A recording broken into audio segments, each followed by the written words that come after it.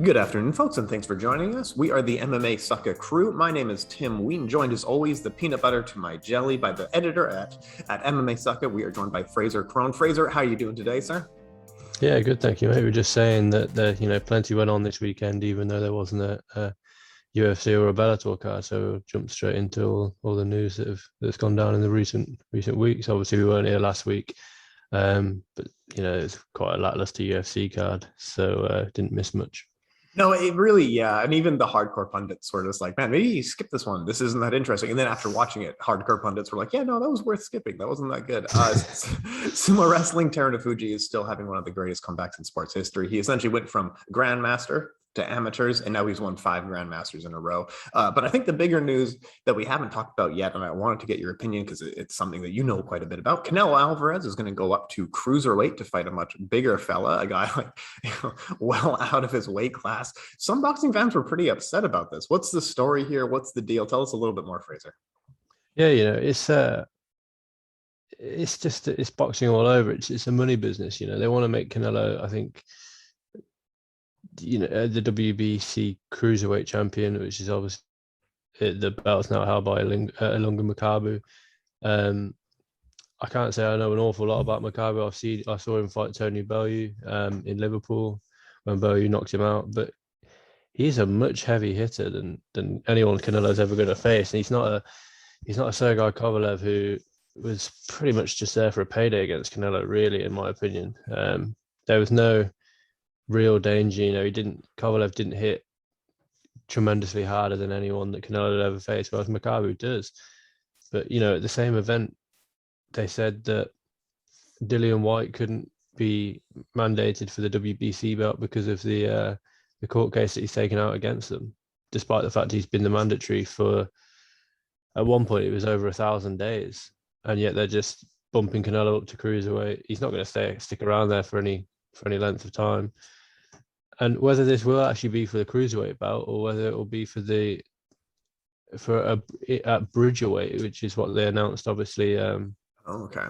earlier this year. I'm not sure whether it'll. They can't expect Makabu is a cruiserweight champion, so he should be defending his cruiserweight belt. It's an awfully strange situation where you've got someone who's just unified against who did Canelo fight? Against Caleb Plant a couple of weeks ago. Completely out of my head. There's so much boxing going on at the moment. Yeah, but yeah, he's unified against Caleb Plant a few weeks ago, and is already straight away jumping up 2 weight divisions to try and grab a cruiserweight belt. Which it's not like there's no options at super middleweight. There are options at super middleweight, but he's wiped out the majority of the field, which credit to him, but it must be frustrating if you're an up and coming. David Benavidez must be frustrated because that puts his pursuit of the title back. You're talking almost a year for Canelo to put the weight on and then drop all the way back down and prepare for a fight with Benavidez. He must be frustrated, but it's a money business at the end of the day, and Canelo's the biggest cash cow in boxing at the moment. So they're going to do whatever they want with Canelo, to be honest. Well, that's exactly right. They're going to sell out stadiums. They're going to sell hundreds of thousands of pay-per-view buys. And honestly, even this bad press form saying like you're not fighting the real contenders in your weight class, you're going up for money fights. Man, bad press is still press for this guy, right? It's a prize fighting sport. Now, speaking of great boxing, I think you have to take some credit in some of the blame for this fight, because I did read your article ahead of time, and I think Teofimo Lopez also read your article ahead of time, because you had written that he's a great young man, 23 years old, undefeated, hits really hard, has a lot of power. And he remembered what you said, and he went out there and he's like, I'm just going to knock him out right in the first round. I'm just going to rush it. I'm going to knock him out. Frazer said I could. And George Kambosos, that made it an absolute war, scoring knockdowns, especially in the first round there. I think in total, these two threw over 1,200 strikes thrown in this match. It was a great match that ended in a lot of drama. And I think we're setting up for one more, like, not a trilogy. I think these guys are going to fight like 4 times over their entire lifetime. This is some Marquez Pacquiao kind of stuff. You know what I mean? But it's a classic fight and it's really good. But give us your thoughts on it, Frazer. Yeah, like you say, I wrote my preview article about it last week, and unfortunately, I didn't give George Kambosos much hope in the fight. His last fight was against Lee Selby. over in England, which was a good performance. But Lee Selby's not at the level that Teofimo Lopez is. Lopez has been knocking guys out. He's been dominating Lomachenko over 12 rounds, you know. Knocked out Richard Comey. He's solid. There's no other words for it. He's young. He hits hard. He's too big for the weight already, but he somehow managed to make the weight. And you could tell in there, you know, the size differential between the two guys was, you could see it physically. Teo was much the bigger guy, but Kambosos got his timing down really early. You know, you could tell Teofimo Lopez came out in the first round looking to just crowd Kambosos Jr. and just dominate him and knock him out in the first round. And then, like you say, it was actually Kambosos Jr. that got the knockdown in the first round. It was just he just got Teo's timing down, big, huge overhand right, and you know, sat him down. That was a big knockdown, you know. But I thought the corner advice at the end of the first round from Teofimo. Teofimo's dad, his cornerman, was just go out there and finish him, go out there and knock him out. Tell your fighter to calm down. You know, he hasn't got the knockout. He's just been knocked down. Don't go out there, right, go out there and finish him now. Just, you know, just tell him, look, stay switched on. The knockout will come if you stop headhunting, go down to the body, which he eventually did. But Kambosos was a much busier fighter. Both guys are busy, like you say, but Kambosos is a busier fighter. Every time Teo hit him with 1 or 2, he'd come back with 3 or 4. And the knockdown, you know, it was ironic because Kambosos scored the knockdown in the first round. Teo won the second and the third. And then Teo scored the knockdown in the 10th round. And Kambosos won the 10th and the 11th and the 12th. They rallied after having been knocked down. They both rallied very well after the knockdowns. But from what I've read, I don't think there's a rematch clause. So that sets up a huge fight for Kambosos Jr. now, whether he rematches Teofimo Lopez or tries to unify against the winner of, you know, this weekend's Devin Haney or Jojo Diaz.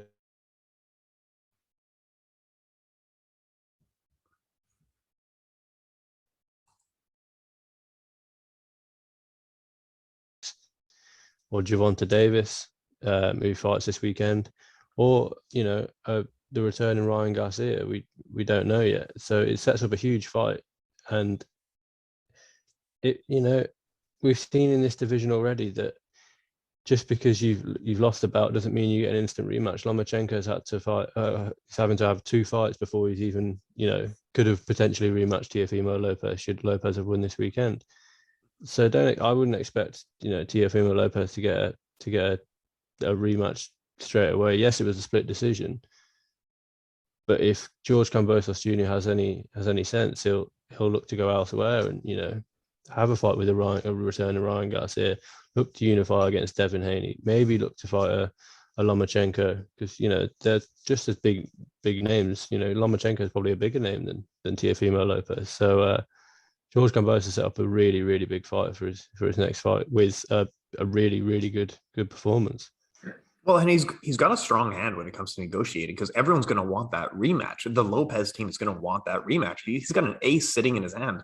He's not going to want to play it too early. I think he should take some other fights and really make his stock even that much higher coming into a rematch, because it sets up a really fun storyline here. And I mean, don't just go into a rematch. You might, if you get knocked out in the first round, you actually do lose all the negotiating power that you had. But I do like what you were saying with the cornerman with Teofimo Lopez. Now, I think his father's been there his entire career. His father's not that good of a cornerman, because he was saying stuff like, when you got hit, you were out of bounds. No, that was a massive right hand. He was perfectly squared up. He got hit hard.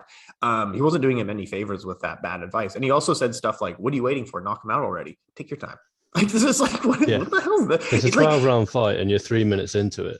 Like, you've got potentially, and what turned out to be 33 minutes left of the fight against a guy who, you know, can go 12 rounds, because Kambosos isn't the biggest puncher. You know, Teo's knocked many people out in the first round or early on in the fight. He's only been 12 rounds. I'm not sure how many times he's been 12 rounds actually, but it's not a lot. You know, he obviously went 12 rounds with Lomachenko, and I think he's been 12 rounds. Yeah, so he's gone to the decision 4 times, but he's only been 12 rounds twice, and he's been 6 rounds twice. So he doesn't really have the experience over 12 rounds to know what that feels like to go deep. George Kambosos has been, he's got 20, he's 20-0 now, 10 finishes, 10 decisions, but he went 12 rounds against Lee Selby. He went 10 rounds the fight before that. He then had, he had a knockout, but then he had 8 rounds. He's been 12 rounds back in 2016, 10 rounds in 2017, 10 rounds in 2014. He's got a lot of rounds under his belt, George Kambosos Jr. And I think that showed because Teofimo's output in the latter rounds, yes, he scored the knockdown in the 10th, which was I thought he might actually finish it because the way Kambosos went down, he was sort of on his way down when Teo was able to hit him again. So it was a clean strike, But, he rallied, he had that experience in the championship, in the 11th and the 12th to sort of rally and, keep his output and really cause Teo problems, which we saw is in the split decision. I didn't like the way Teo handled it after the fight, sort of stealing the limelight, as it were. And he says, look, I'm not a sore loser, but your actions speak louder than your words, and it's coming across like you are, I'm afraid. So, but yeah, like you say, he holds all the cards now. If I was George Kambosos, I'm not giving him a rematch straight away, for sure. Maybe further down the line, he gets another 2 wins. I defend against Devin Haney or Lomachenko, assuming, predicting that he would win that potentially. They're both tough fights, of course, but let's say that he does. Then that sets up an even bigger fight against Teo further down the line. And, these are both young guys. Teofimo Lopez, I think, is 24. George Kambosos is only 28, I think, or 29. Mm-hmm. And, these guys have got 3 or 4 years at the top left. So, especially for Teo, don't rush into a rematch because you went out there with a game plan. Your game plan didn't work, and you didn't have a plan B. And that's what he obviously needs to work on if he is going to get a rematch. But like you say, I think it was a really good fight. And the lightweight division now, we've got Lomachenko and Richard Comey. We've got Jojo Diaz and Devin Haney. We've got Gervanta Davis all fighting, I think, either this weekend or next weekend. So that really, it gets the main players, as it were, all three up at around a similar time. So I can expect 2022 to be a huge year for the lightweight division. It's nice to see a little bit of a resurgence in boxing in the last 2-3 years where we're having some really big names coming into the sport and some really fun storylines into it. So the next couple of years in boxing are going to be a lot of fun, I think. But we got our abusive boyfriend who's given us crap for so long. And then when finally our abusive boyfriend gives us some nice things, we're so grateful. So this weekend, the UFC finally gives us a good fight card after giving us some absolute trash in the last couple of weeks. We get UFC Fight Night, Font versus Aldo. And what a great main event it is. We also have Brad Riddell versus Rafael Fiziev, which is a great one. Jimmy Crute versus Jamahal Hill, another good one. Brendan Allen is back against Chris Curtis. Manel Cape is back. My boy, Manel Cape. That is literally what I've written in my notes. I put your boy, Manel Cape. Thanks so much, man. Alex Morono versus Mickey Gall is on the undercard. Is how good of a fight night card this is. But let's jump right into it. I'm going to set the table for the main event here, and then we'll do a little bit more technical breakdown. So we have the featherweight great. Jose Aldo's back. He won his WEC title back in 2009. And since 2009, he's been doing nothing but fighting in the top 5. Every fight, he is fighting someone in the top 5. In the WEC and UFC title fights, he has a record of 11 wins and only 4 losses. Currently on a 2-fight win streak at bantamweight. He has quality performances and wins over Marlon Vera or Pedro Munhoz. I would argue he is a specialist of Muay Thai, counter-kicking, takedown defense, and speed. His minimal movement, seeking big overhands. He's a low output versus high impact. Rob Font, he's on a little bit of a streak right now, and he's got a hell of a jab on him. He is in a 5-round main event this weekend, December 4th. Impressive 4-fight win streak against really good competition against Sergio Pettis, Marlon Moraes, Cody Garbrandt. Just really impressive stuff coming into this fight. I'm really excited for this one. What do you see in this fight? Who do you have? What's next for these guys? Give me everything, Frazer. Yeah, for sure. And I think a lot of what I've written as well is echoing what you've just said. Aldo does look for the counter strikes, and he has got low output, which is probably gonna hinder him slightly, I think, against Rob Font, unless he can slow Font down. We saw Rob Font in his first main event, UFC main event against Cody Garbrandt last time out. He increased his output round on round. He had 21 strikes in the first round. I think he had 51 strikes in the fourth and 45 in the fifth. He's increasing his output over round by round. And that did help with Garbrandt. Seemed to tire a bit. Maybe it was, lingering effects from, obviously we know he had quite a bad bout with COVID. But with that being said, that's still Rob Font's output. That Cody Garbrandt fading didn't have an effect on on Rob Font's output. Yes, he wasn't obviously as worried about what was coming back, but he was still the one throwing punches, throwing kicks, throwing to land, and he was landing at quite a high clip as well. I think, like you say, he's predominantly a boxer with good takedowns and pretty solid takedown defense. And from what I can't remember, did he train out the same team as Calvin Kattar? I don't know why I've got that in my head. I'll actually check. I'm not sure off the top of my head either, but let me check. Yeah, I don't know why I've got that in my head, but if he does, they've both, Calvin Kattar's got solid boxing, Rob Font's got really solid boxing. And, how do you take away a boxer's main skill? Leg kicks. What's Aldo historically really good at? Leg kicks. With that being said, Aldo, I sort of had a look last night. He's only thrown and landed 33 leg kicks in 4 bantamweight bouts, which, let's be honest, isn't an awful lot. He's not a huge finisher at bantamweight. You obviously went the distance with Pedro Munoz last time out. He then also went the distance with Marlon Vera. You went best part of 4.5 rounds with Cheyanne. You went 3 rounds with Marlon Moraes. He's had sort of 15 minutes, and then best part of 25 minutes almost. And he's only thrown and landed 33 leg kicks. I think we always say it whenever we break down an Aldo fight, either pre or post, he really needs to go back to throw the leg kicks.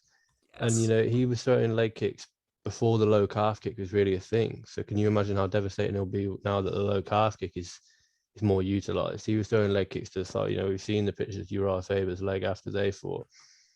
If he just shifts it down by a foot, he's going to hack out that calf. And Rob Font's not going to be able to put any pop on the jab. He's not going to be able to get any strength because he won't be able to put any weight on that lead leg. Mm-hmm.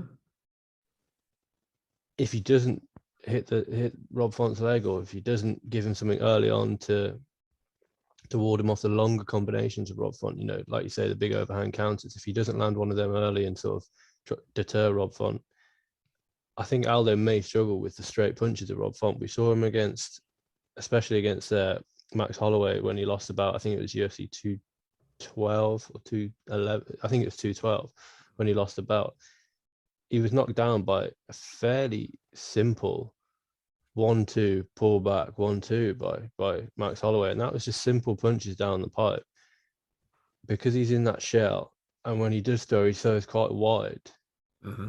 And yes, that was however many years ago, 4 or 5 years ago, but we saw him against Marlon Moraes. He didn't exactly defend brilliantly against the straight punches, and obviously against Cheyanne's boxing, he struggled against Cheyanne and it was ultimately finished on the floor. But I think if he doesn't attack the legs of Rob Font, or if he doesn't deter Rob Font with something big over the top, it could be a long night for Aldo, but he could also look physically like he's been in a much tougher fight than possibly he is, because, we know that he cuts easily. He's got a lot of scar tissue, and especially with the cut down to bantamweight, this is only the second time we'll see him in a 5-rounder at bantamweight. So, it's a whole different cardio game, as well as having, that cut down to bantamweight, which we know he can make. That's, there was all the talk when he originally wanted to cut down to bantamweight, oh, he's never going to make it, X, Y, Z. But, he's making it with relative ease now. Yeah. But what effect is that having on his cardio? And I think we'll really get to see that, because, Rob Font isn't an amazing finisher. He can finish. We know he can finish. And, Aldo, as of late, hasn't been an amazing finisher either. Yeah. So I can see this going the distance. And I completely co-sign with you on what Jose Aldo with regards to his leg kicks. We haven't seen it for a long time, and it's honestly his best weapon. And I don't think he said anything publicly in interviews about what's going on. I'm not sure if he is constantly having an injury or he's just a little bit nervous because he's broken his foot in the past throwing kicks, right? But watching Rob Font doing the breakdown on tape study, you can see a lot of opportunities where leg kicks would be incredibly effective against him because his jab, he steps into the jab and he steps so deeply into his jab. It's like when how everyone was able to counter Rampage Jackson off of his jab because he steps so deep into that stance. Like leg kicks were super effective against strong jabbers. And if Aldo's going to take out that leg kick, now's the fight to do it. I think that would be an incredibly good time to use it. And it's a great weapon of his. I think he really needs to start using it. And we haven't seen Font counter the leg kick very much. And statistically, his last few opponents have really rarely thrown the leg kick. The only person who actually did throw the leg kick was Cody Garbrandt. He threw about 10 and he landed all 10. Doesn't really tell us much about this fight, honestly. Like that's not a huge storyline there, I would argue. But what is going to work for Font really well is that Aldo counters the jab. He either does a step off the center line and then counter, or he does a slip. Either way, Font does it quite often will do a power jab and then he'll do a double jab. And the double jab, like we saw with Weidman and Anderson Silva, if someone's dodging off the center line or they're slipping, the double jab's a really great effective strike because they're going to dodge into your second strike. They're not ready for that second punch to follow up with it. So there's a lot going on in this fight where I can see Font just might jab him up. This might look like Holloway Aldo, right? He just controls from distance and Aldo's not able to do anything. Or very quickly, Aldo will step off the center line and control with leg kicks and absolutely take this guy out. This is such an exciting fight. I absolutely agree with you. This is a great one. Now, it's tough because if Font wins, I think he's in line for a title shot, and there's a really proper storyline there. If Aldo wins, I'm not entirely sure what's next for him. And if Aldo loses, same thing. I'm not entirely sure what's next for him. But if you do beat Jose Aldo, you're on the list. The only people who have ever beaten Jose Aldo are incredibly quality, good fighters. People don't just beat Aldo. Am I right? So what do you think for what's next for these guys? What else do you think? Yeah, it's I agree with what you say. I think Rob Font needs to put his combinations, maybe needs to put 3s and 4s together rather than just ones and 2s. Even if he's thrown a couple of jabs and then just throws a leg kick or a couple of jabs and a straight to the body, you can't move your body nearly as well as Aldo doesn't move his body as well as he moves his head. So like you say, he either slips or he pulls back. But when he's pulling back, his body's still there to be landed on. So, a jab upstairs and a straight, or like you say, double up the jab or even triple the jab, like you say, power and then 2. Absolutely. He's there to be hit with longer combinations, but that's where Aldo then needs to react to Font's reaction to his slips. I know it sounds ridiculous, but it's through the phases. First phase is Font attacks, Aldo attacks back, and he needs to be countering Font's 3s and 4s in order to deter Font from throwing 3s and 4s. Yes. Because if you throw a 1-2 and then go for maybe a hook and another straight, but you get caught with a savage leg kick or you get caught with one of Aldo's hooks to the body. We saw against Jeremy Stephens, he just crumpled Stephens with that uppercut to the body. Throw that and that will deter Rob Font, and Rob Font will then just go back to the single jabs or the double jabs or the 1-2s. You may even look to wrestle. We saw him against Garbrandt do quite well in the wrestling realm, but then again, we saw Aldo do well against Marlon Vera in the wrestling game. So it's like you say, it's a really good matchup as far as similar skill sets and where they are in the division. Like you say, the bantamweight division is delivering again with a massive fight. Non-stop. And I think it's difficult because you've still got TJ Dillashaw. You've obviously got Jan versus Sterling is coming up.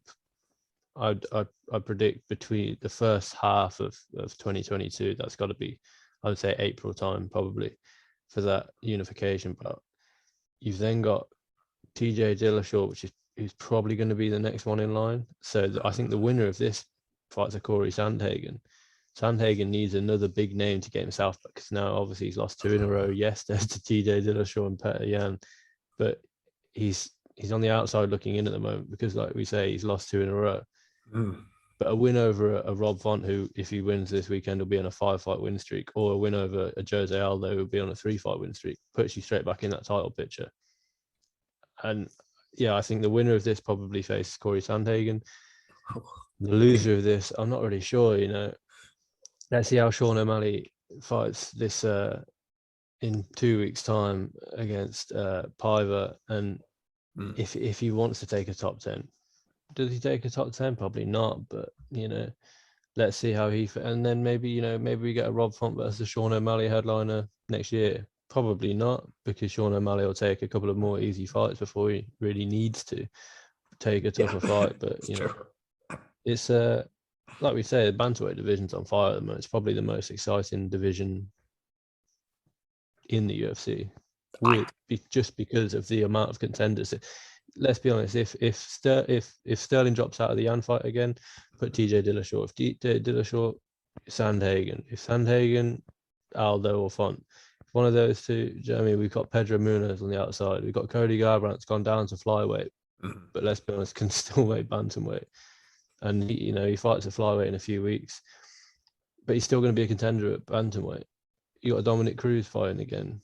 These are all exciting fights, and it's just there's so many contenders. Which at heavyweight, if Cyril Gane pulls out of the Ngannou fight, who'd you put in there against? Really, it's a bit dicey. Yeah, at bantamweight, if someone pulls out, you're fine. You've got competitive matches regardless. You could put all the names in a hat, pull them out, and they'd be competitive fights. Bantamweight is factually the most exciting division, most competitive division in the UFC right now. I'll give you an update here. Yeah, New England Cartel, both Rob Font and Calvin Kattar do train out of there. Before that, it was Hard Knocks Boston. What's great is discussing this stuff. When I first got into MMA, people were talking about how MMA fighters striking is leagues behind those of boxing or kickboxing. And the top strikers at the time were windmillers like Chuck Liddell and Wanderlei Silva, and they were knocking out grapplers, right? You essentially got like a one-dimensional guy who could kind of do a two-dimensional thing. Now, when it comes to striking on the feet, we're talking about guys striking in the first layer, what's going on in the second layer, what's happening in the third layer, and even talking about the fourth layer. And we're talking about two guys in the top 5. This isn't even like an Israel Adesanya title fight. This is two guys just in the top 5. This is how far MMA striking has gone. I know it's just preaching to the choir with anyone who's listening here, but like MMA striking has gotten a lot better. And speaking of which, in the co-main event, we have two this one's an awesome co-main event, right? A very experienced kickboxer in Rafael Fiziev versus Brad Riddell, the Ataman from Kyrgyzstan. Rafael Fiziev, he's experienced in Muay Thai and kickboxing with over 45 bouts. He's on a 4-fight win streak right now in the UFC with notable wins over Bobby Green and Renato Moicano. He's a really good kickboxer, very light on the feet, super fast, combination striker, mixes low and high really well. His big problem is that he has too much fun in there. You know what I mean? He's trash talking guys. He's like giving them, pats on the back whenever they land. He's shaking his head at them. He gets hit. Like Bobby Green, that fight was way more winnable for him than he needed to do. He's going to be facing Australian-born Brad Riddell. 7-fight win streak in the UFC. Most recently beat Drew Dober in an absolute war. Dober definitely cracked him a couple of times, especially early in the first round. He's getting caught in exchanges. But what Brad Riddell does is he does mix striking into clinching and wrestling really well. So I think it's going to be a really interesting fight. This is an awesome fight right here. What do you see in this matchup? Yeah, for sure. And again, like you say, against Bobby Green, that should have been a fairly rudimentary 30-27. If not finishing Bobby Green, he should have just dominated each and every round and just, put on a good performance. Let's be honest, Bobby Green's good, but his shoulder roll style isn't going to work against a kickboxer like Fiziev. If Fiziev puts it all together in a more efficient way, yes, you can shoulder roll out of jabs and whatnot, but you can only shoulder roll, and then if you get hit with a body shot, you've only got your hand to protect you there, and you're shoulder rolling, but you can only roll so far, and then you get, you're rolling all the way up to one side, the high kick comes up, and all your weight's on the right hand side, for example, if he's rolling to the right. But like you say, he's having too much fun in there, and he was almost picking Bobby Green off at will. And he gassed out in that fight, in my opinion.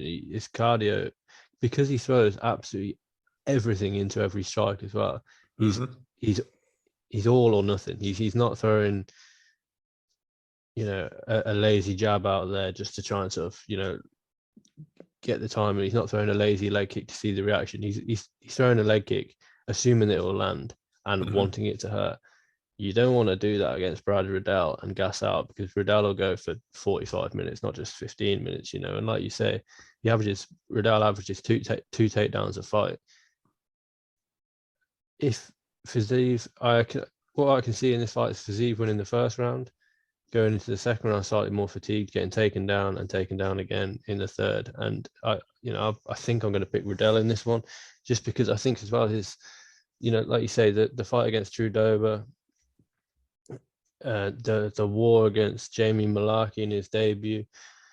I think these are, he landed 5 takedowns against Trudeau, who is, he's a solid wrestler, Trudeau. Yes. Yeah. And, Fiziev has got 100% takedown defense.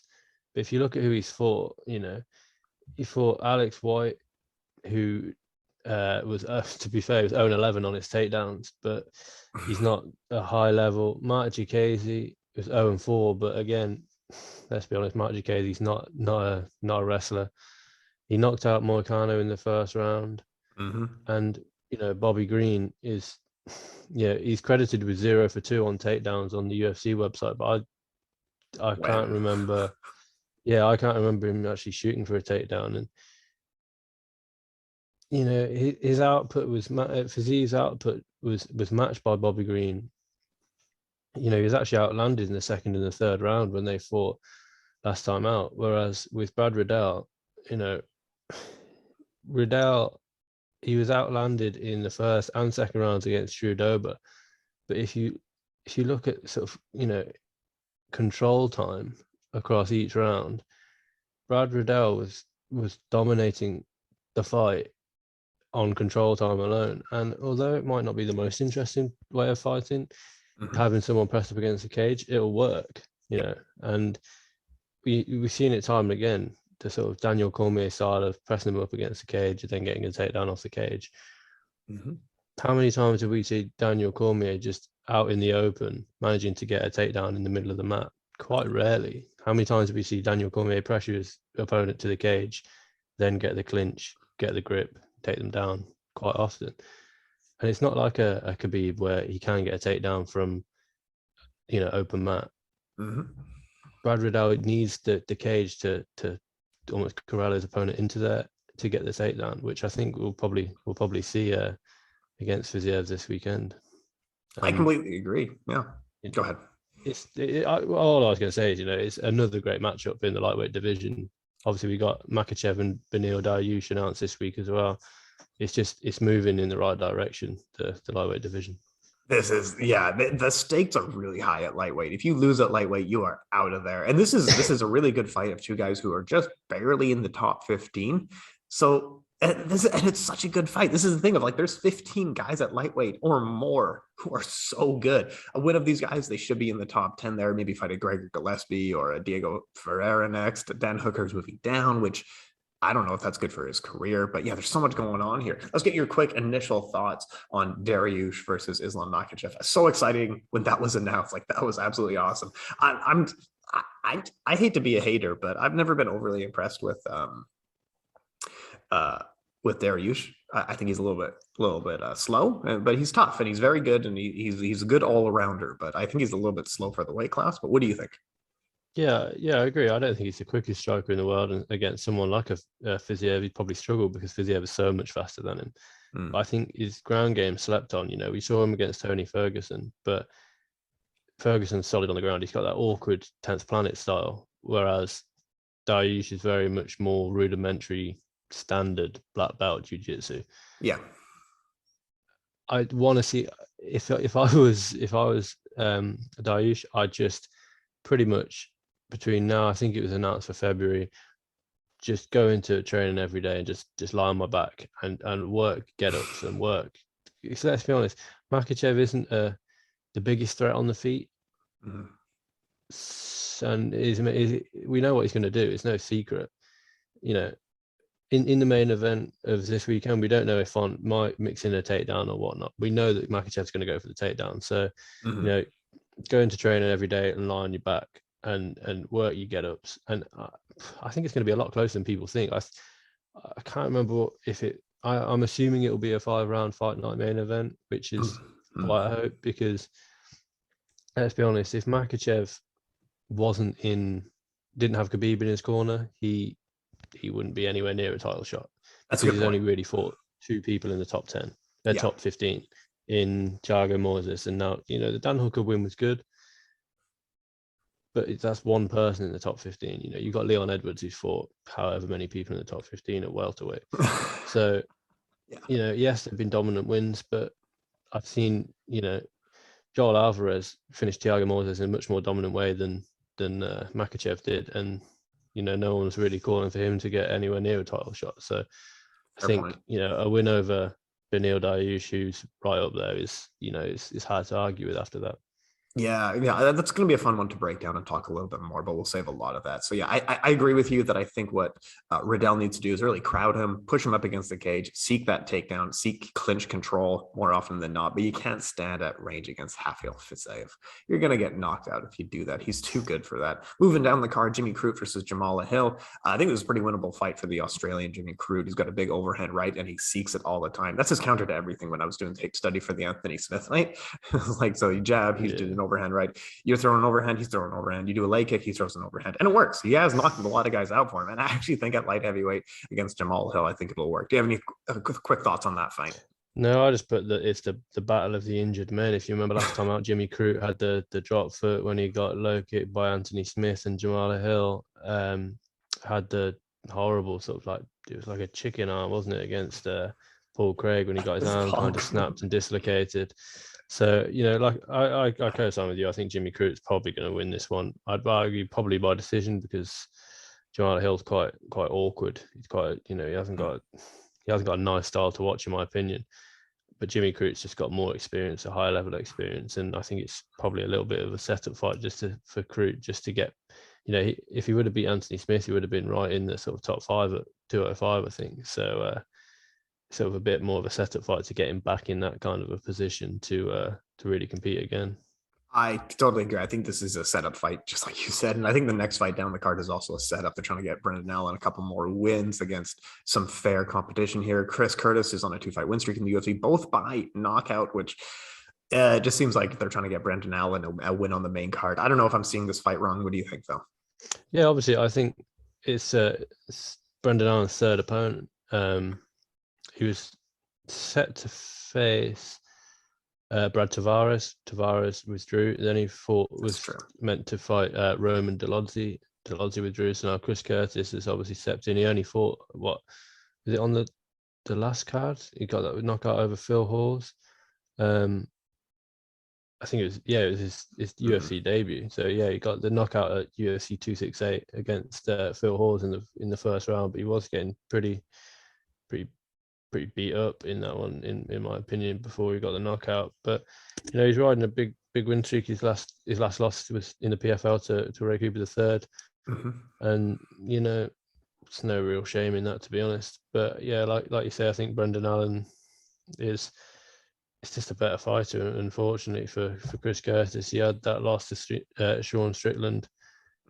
He beat Carl Roberson, and then he beat, I can't remember his name, the big Soriano, I think it is, the big Hawaiian guy who just gassed out in that fight. He got really tired really early, and Brendan Allen was able to pick him off in the final 2 rounds and get the decision victory. So, I agree with you that it's probably just a bit of a, Chris Curtis isn't the kind of opponent that Brendan Allen should be fighting at this point in his career. It should be a Brad Tavares, but fair play to Chris Curtis for stepping in on short notice, saving Brendan Allen from having to be pulled from the card after two people have pulled out on him.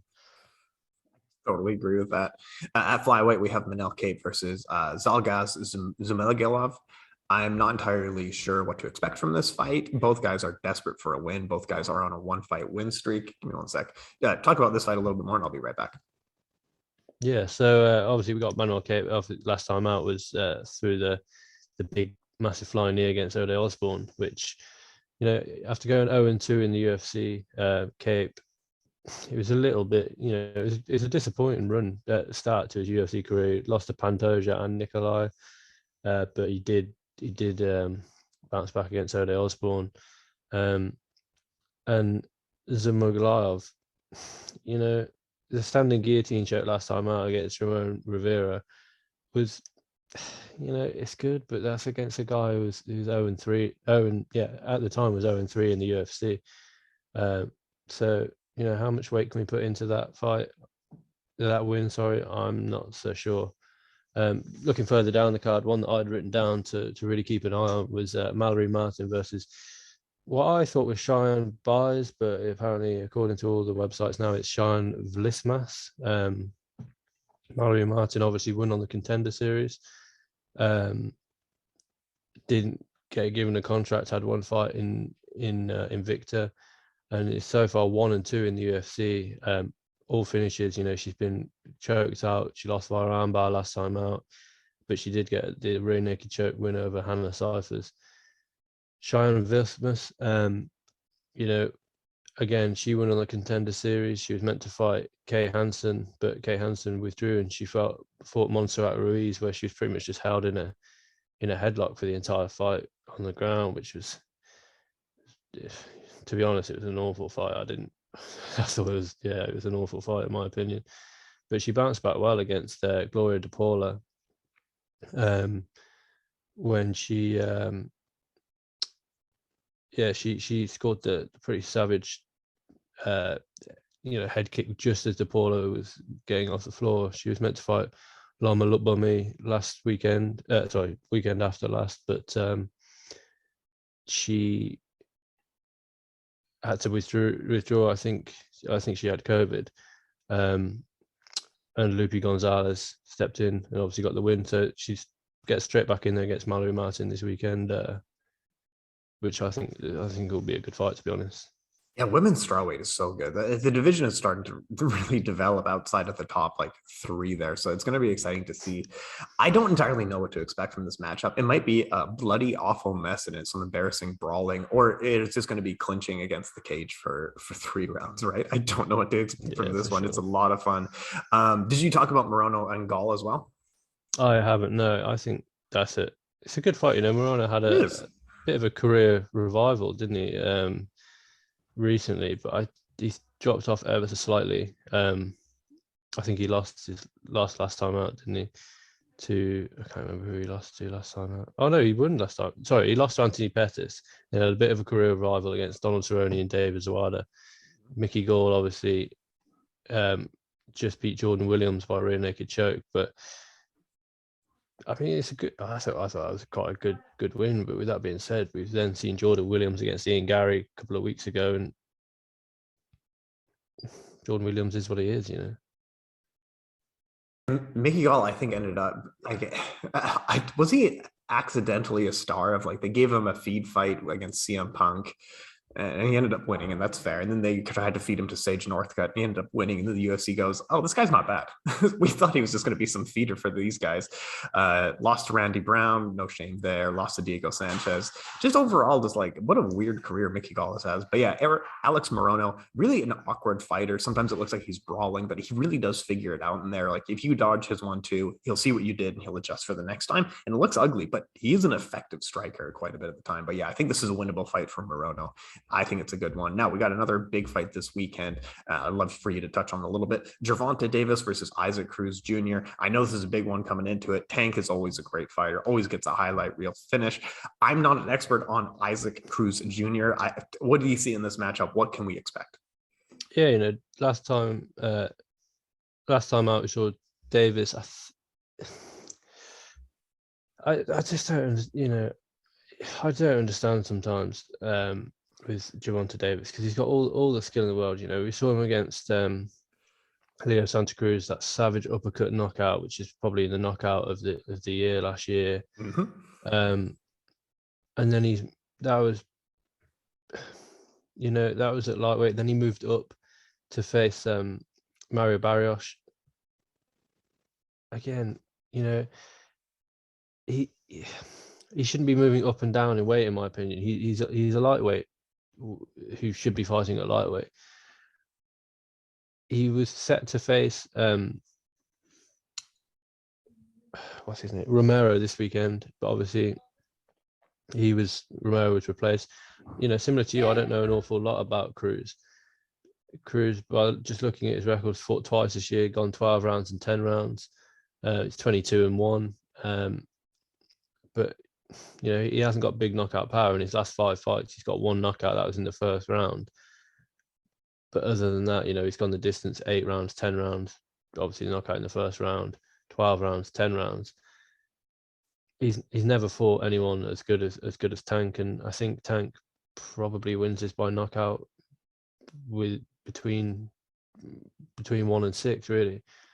We've got that lightweight division, like we're talking about, is so stacked at the moment that Tank really needs to put on a standout performance in order to sort of break back into the lightweight title picture, because he's the avoided man, and I can understand why. He hits so hard. It's a scary prospect.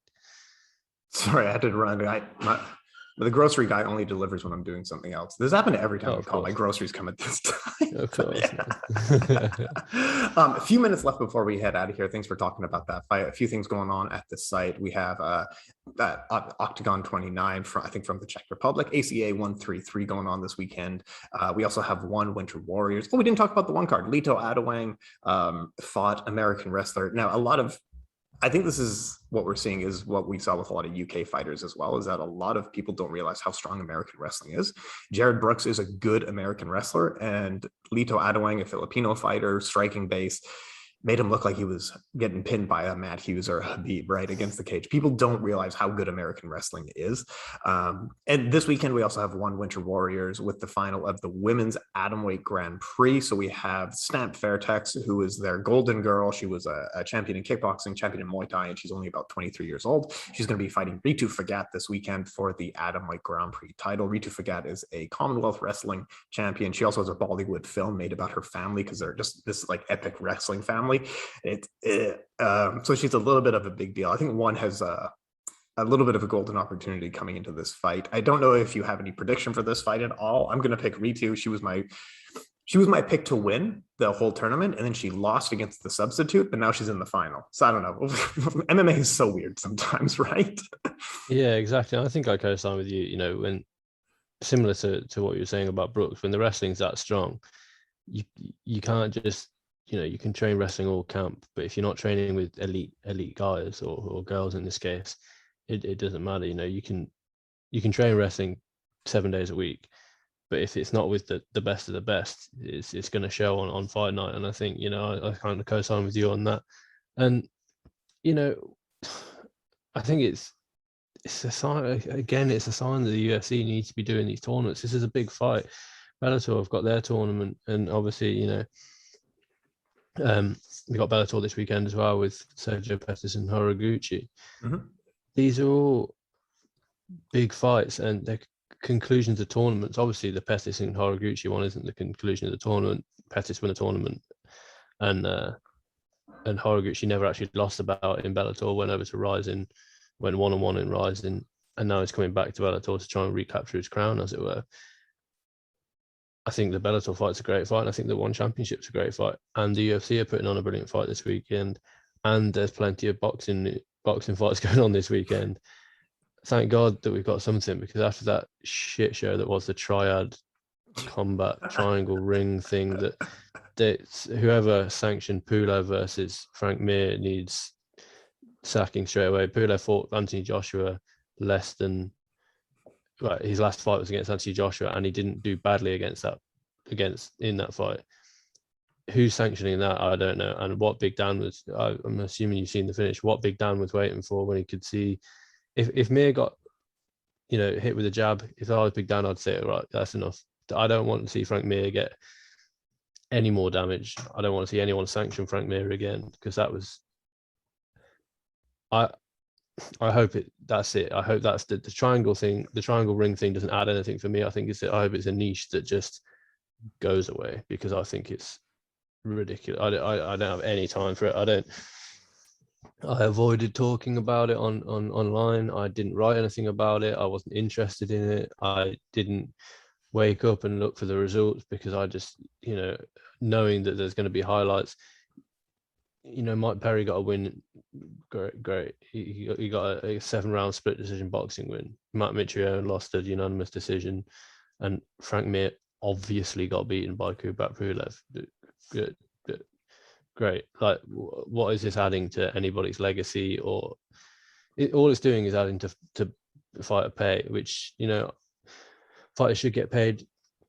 But with that being said, with the greatest respect, I don't really, I don't care how much Frank Mir is getting paid to get knocked out. You've got to think of Frank Mir in the long term. He was always going to get knocked out. Pulev is still a top 8 heavyweight. Mm-hmm. Of course he's going to get knocked out. Frank Mir was always fairly rudimentary and ever slightly dreadful in the stand-up realm. Mm-hmm. Of course he was going to get knocked out.